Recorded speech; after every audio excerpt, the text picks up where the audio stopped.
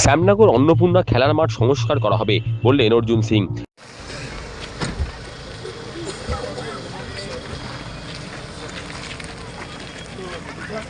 Shyamnagar feeder রোডের উপর অবস্থিত অতি প্রাচীন অন্নপূর্ণা খেলার মাঠ।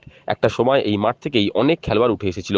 বুধবার শ্যামনগর আদিবাসী ইউনাইট ফুটবল একাডেমির পক্ষে নোয়াপাড়ার বিধায়ক অর্জুন সিংকে সম্বর্ধনা জ্ঞাপন করা হয়। পাশাপাশি এদিন শ্যামনগর ফিডার রোড শক্তিগড় টালিখোলার মৈত্রী ভবন ক্লাবের তরফে তাকে সম্বর্ধনা দেওয়া হয়। উক্ত অনুষ্ঠানে একাডেমির প্রশিক্ষক ললিতা ওরাও, সমাজসেবী মদন চ্যাটার্জি, গৌতম সরকার, তাপস বিশ্বাস, সমীরেন্দ্র কৃষ্ণ সাহা হাজির ছিলেন। অন্যদিকে ক্লাবের তরফে উপস্থিত ছিলেন শিবু সরকার, পার্থপ্রতিম সরকার, প্রসেনজিৎ দত্ত প্রমুখ। সম্বর্ধনা জ্ঞাপন অনুষ্ঠানে হাজির হয়ে নোয়াপাড়ার বিধায়ক অর্জুন সিং বলেন, বেহাল দশায় পরিণত এই খেলার মাঠটিকে শীঘ্রই সংস্কার করার চেষ্টা করা হবে। পাশাপাশি সাঁতার প্রশিক্ষণের জন্য পুকুরটিকে তিনি সংস্কার করবেন।